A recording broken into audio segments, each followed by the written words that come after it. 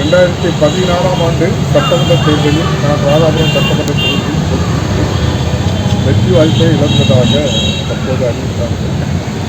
அப்போது நான் எலெக்ஷன் கமிஷனாக உயர்நீதிமன்றத்தில் தபால் வாக்குகள் 203 வாக்குகளை எண்ணாமல் தேர்தலை அறிவித்திருக்கிறார்கள்.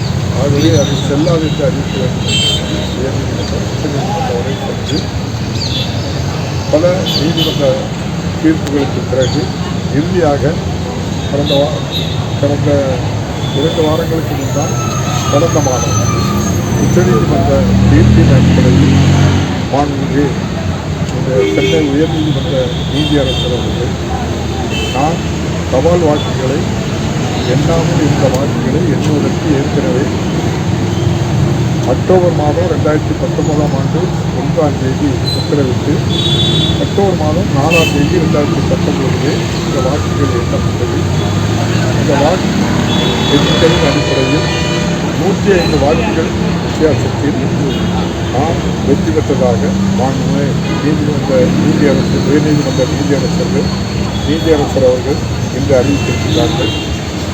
ஏற்கனவே தேர்ந்தெடுக்கப்பட்ட இன்பத்துறை அவர்கள் தேர்ந்தெடுக்கப்பட்டது செல்லாது என்று அறிவித்து நம்முடைய தலைமைச் செயலகம் உட்பட அனைத்து ஆவணங்களிலும் அவருடைய பெயரை நீக்கிவிட்டு 2016 முதல் 21 வரை உள்ள காலகட்டத்தில் அவர் பெயர் இருக்கின்ற இடங்களெல்லாம் அதை நீக்கிவிட்டு என்னுடைய பெயரை அப்பாவு பெயரை குறிக்க வேண்டும் என்று சொல்லி அந்த நீதிமன்ற நீதியரசர் அவர்கள் தெரிவித்தது மிக்க மகிழ்ச்சியாக இருக்கிறது. நீதியரசர் ஐயா, அந்த குறிப்பிட்ட காலத்திற்கு அளிக்கப்பட்ட சம்பளத்தை திரும்ப பெறணும் உத்தரவுடையதாக இருக்கிறதா இல்லது இன்னும் பெயர் மட்டும் நீக்கினால் பெயர் மட்டும் மாற்றினாங்க? நான் அதை அப்புறம் முழுமையாக படித்து பார்க்கல,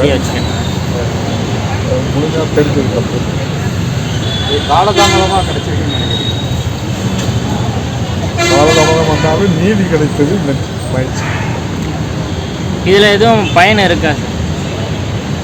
பயன் என்ன?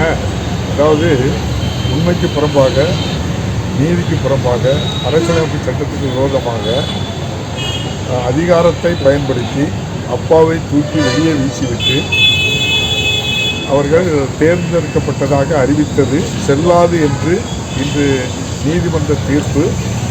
எனக்கு அது காலதாமதம் எல்லாம் எனக்கு பெரிதாக தெரியவில்லை. நீதி வென்ற மகிழ்ச்சியில் உங்களோடு நான் பேசுவோம். உங்களுக்கே தெரியும் இந்த கோர்ட்டில் எவ்வளோ தடவை அலைஞ்சிருப்போம் அப்படின்னு, எத்தனை படி ஏறி அலைஞ்சிருப்போம் அப்படின்னு. இதுபோல் உச்சநீதிமன்றத்திலையும் எவ்வளவு முறை நம்ம சென்று வந்தோம்ங்கிறதெல்லாம் அவங்களுக்கு அவ்வளவு வழிகளையும் இன்று நம்முடைய நம்ம நீதியரசருடைய தீர்ப்பு அந்த வரிக்கு நிவாரணமாக இருக்கிறது. கிளைகள் கொண்ட Annamal institute of hotel management and hospital management படிப்பில் சேர்வதற்கான அட்மிஷன் நடைபெறுகிறது.